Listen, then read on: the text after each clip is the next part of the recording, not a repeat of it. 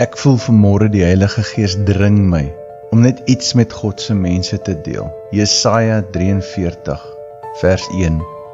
Maar nou sê die Here, jou Skepper, wees nie bevrees nie, want ek het jou verlos. Ek het jou by naam geroep en jy is myne. En ek weet deur die Heilige Gees dat daar is iemand wat vandag hierdie woorde moet hoor. As jy deur die water gaan, is ek by jou, en deur die riviere. Hulle sal jou nie oorstroom nie. Ek wil hê hierdie belofte moet vandag in jou gees inval. Die riviere sal jou nie oorstroom nie. Huidiglik voel baie mense riviere, maar hier is die belofte, hulle sal jou nie oorstroom nie. Hy het jou by naam geroep. En die volgende gedeelte, as jy deur die vuur gaan, sal jy jou nie skroei nie. Die vlam sal jou nie brand nie, want ek is die Here, jou God. Ek weet nie wat u huidiglik in die gesig staar nie. Is dit die riviere?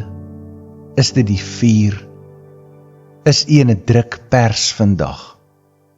Maar as daar een ding is wat ek gesien het, hierdie jare wat ek kom dien, is dat as jy hierdie woorde vat, as jy sy belofte vat, dan sal jy nie beskaamd staan nie.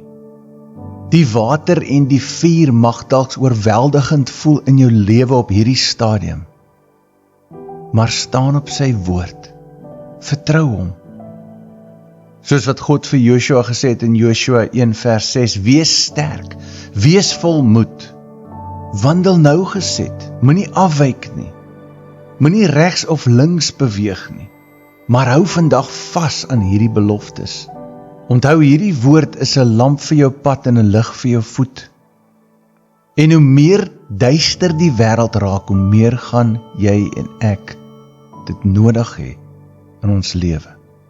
So kan ek u so vra, in Josua 1:8 sê hy, moenie dat dit uit jou mond wyk nie.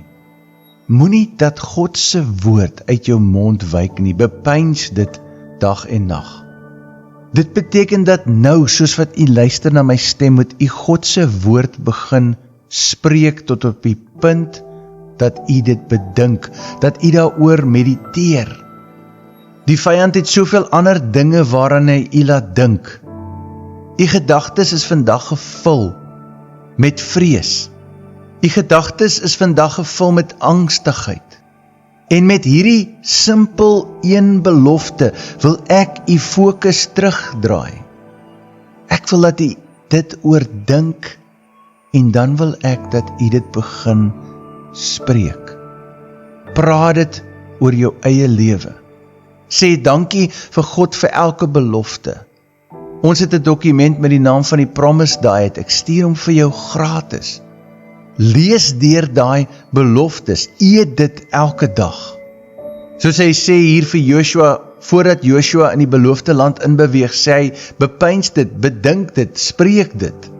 Want dit is al hoe jy daarin gaan wandel. Dit is al hoe jy gaan voorspoedig wees. Dit is al hoe jy vol moed en sterk gaan wees. So met hierdie kort en eenvoudige boodskap glo ek in die naam van Jesus dat God is besig om ons terug te draai na die waarheid van sy woord.